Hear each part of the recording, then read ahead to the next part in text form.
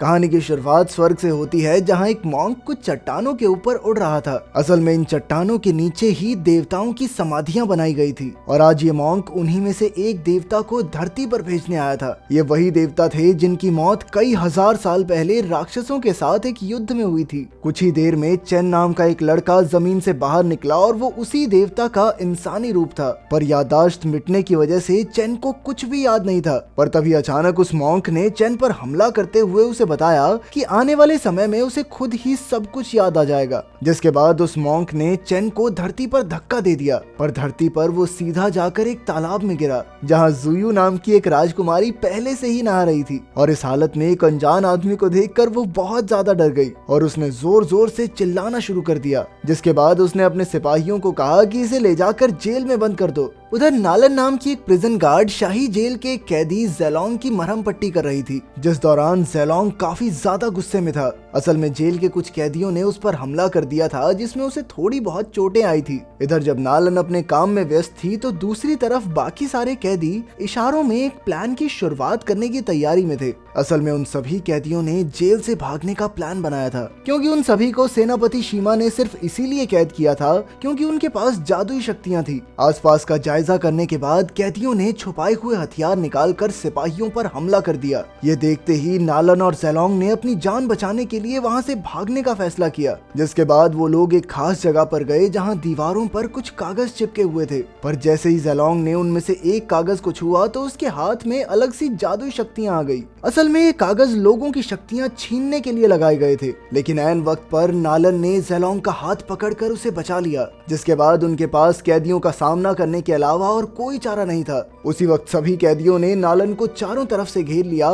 जिसके बाद नालन ने अकेले ही उन सभी कैदियों का मुकाबला करना शुरू कर दिया। पर इसी बीच उसकी साथी बहुत ही गंभीर रूप से घायल हो गई। पर कैदियों के दोबारा हमला करने से पहले ही शीमा वहां पहुंच गया और उसने कैदियों की जादुई शक्तियां छीन कर उन्हें वापस जेल में बंद कर दिया। बाकी सबके साथ साथ जेलोंग को भी वापस जेल में भेज दिया गया। उधर राजकुमारी जुयू अपने साथियों के साथ चेन को महल ले जा रही थी, पर रास्ते में अचानक से कुछ लुटेरों ने उन पर हमला कर दिया और ये लुटेरे जुयू के पास मौजूद एक जादुई धनुष को लेने आए थे। राजकुमारी को बचाने के लिए चेन ने भी हमलावरों का सामना करना शुरू कर दिया, पर हाथ बंधे होने के बावजूद भी वो एक के बाद एक सभी हमलावरों को धूल चटा रहा था। और जैसे ही वो हथकड़ी से आजाद हुआ तो अचानक से वही धनुष अपने आप उसके हाथ में आ गया। जिसके बाद उसने सभी हमलावरों को आसानी से हरा दिया। पर फिलहाल चेन के शरीर को जादुई शक्तियां झेलने की आदत नहीं थी और इसीलिए वो जमीन पर ही बेहोश हो गया। उस शाम जब राजकुमारी जुयू चेन को लेकर महल में पहुंची तो वहां नालन उसके स्वागत के लिए पहले से ही मौजूद थी, जिसने जुयू को देखते ही उसके इतने दिनों तक महल से दूर रहने की वजह पूछी। जिस पर जुयू ने नालन को जादुई धनुष के बारे में बताया। असल में उन्हें ये धनुष राजा की तबीयत को ठीक करने के लिए चाहिए था। उसी वक्त चेन को भी वापस होश आ गया और जैसे ही उसकी नजर नालन पर पड़ी तो उसे स्वर्ग में अपनी प्रेमिका यू शिन की याद आ गई, जिसकी शक्ल हूबहू नालन से मिलती थी। वो लगभग 10,000 साल पहले स्वर्ग से गायब हो गई थी। उस वक्त चेन भी युद्ध में राक्षसों के खिलाफ लड़ रहा था। इधर नालन और जुयू भी बात ही कर रहे थे, पर वहीं चेन उस कमरे में पहुंच गया जहां पर वो जादुई धनुष रखा हुआ था। और जैसे ही जुयू को उसकी गुमशुदगी का पता चला तो उसने तुरंत ही सिपाहियों को चेन को ढूंढकर जेल में बंद करने का आदेश दिया। फिलहाल चेन उस जादुई धनुष की शक्तियों से दूर जाने की कोशिश कर रहा था, पर हर बार वो धनुष उसे खींचकर अपने पास ले आता और इसी चीज का असर राजा की सेहत पर भी पड़ रहा था। जैसे ही चेन उस धनुष को पकड़ता तो राजा की तबीयत ठीक हो जाती और जैसे ही धनुष को छोड़ता तो राजा एक बार फिर से बीमार पड़ जाता।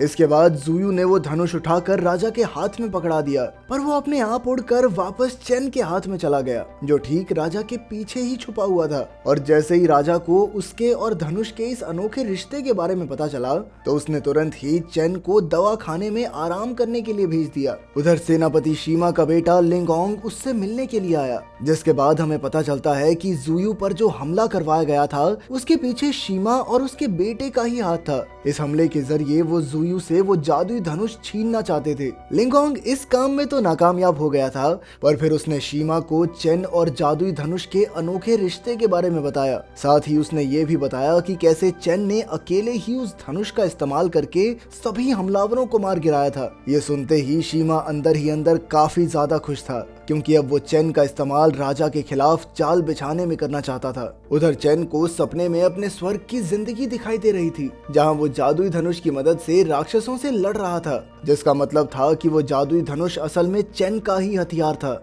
और इसीलिए वो बार बार उसे अपनी तरफ खींच रहा था। नींद से जागने के बाद वो सीधा नालन के पास पहुंच गया और उसने नालन से पूछा कि क्या वो उसकी प्रेमिका यू शिन थी।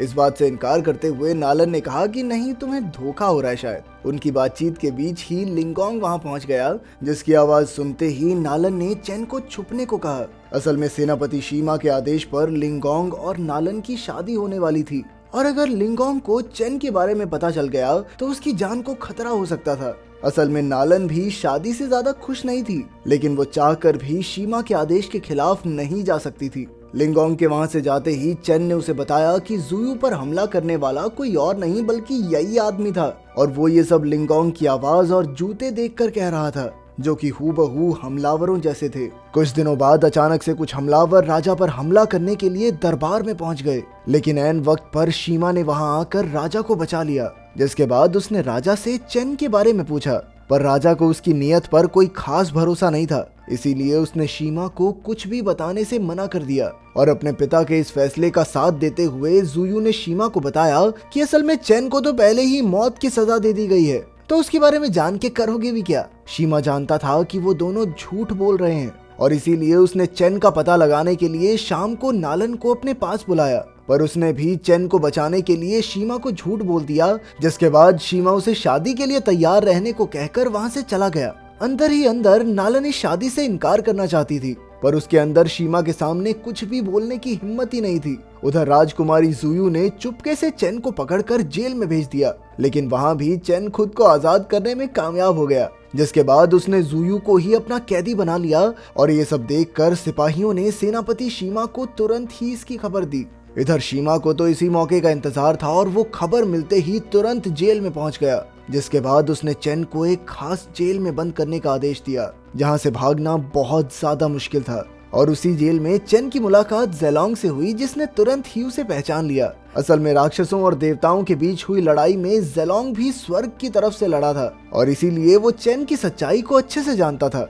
कुछ दिनों बाद नालन और लिंगोंग की शादी तय कर दी गई, पर नालन अपनी शादी वाले दिन भी लगातार चेन की सुरक्षा के बारे में सोच रही थी और इसीलिए उसने शीमा को बिना बताए चेन और ज़ेलोंग को जेल से भगाने का फैसला किया। जेल से निकलने के बाद चेन लगातार नालन के अजीब बर्ताव के बारे में सोच रहा था, जिस पर ज़ेलोंग ने उसे बताया कि आज उसकी शादी होने वाली है। ये सुनते ही चेन ने वापस महल में जाकर नालन से मिलने का फैसला किया और जैसे ही वो महल में पहुंचा तो उसने देखा कि वहां शादी पहले से ही शुरू हो गई थी और इसीलिए उसने शादी रुकवाने के लिए वहां पर हंगामा कर दिया, जिससे गुस्सा होकर लिंगोंग उसका सामना करने के लिए आगे बढ़ा और एक बराबरी की लड़ाई के बाद आखिरकार चेन ने लिंगोंग को खत्म कर दिया, जिस वजह से वो शादी वहीं पर टूट गई। अगले दिन नालन ने चेन और ज़ेलोंग को सेनापति शीमा की एक खुफिया किताब दिखाई, जिसमें उसने कई सारे राज लिखे हुए थे और उसी किताब में लिखा था कि शीमा ज्यादा से ज्यादा जादुई शक्तियां इकट्ठा करके खुद को ताकतवर बनाना चाहता था और इसीलिए वो अक्सर ऐसे लोगों को बंदी बनाता था जिनके पास जादुई शक्तियां होती थी। उधर शीमा शाही सलाहकार जुआनजू से मिलने के लिए पहुंचा और वो चाहता था कि जुआनजू अपनी शक्तियों से लिंगोंग को वापस से जिंदा कर दे। असल में जुआनजू के पास बहुत ही ज्यादा ताकतवर जादुई शक्तियां थी और उसी ने शीमा को ज्यादा से ज्यादा लोगों से शक्तियां छीनने को कहा था, पर इस बार शीमा की मदद करने की बजाय जुआनजू ने उसका कत्ल कर दिया।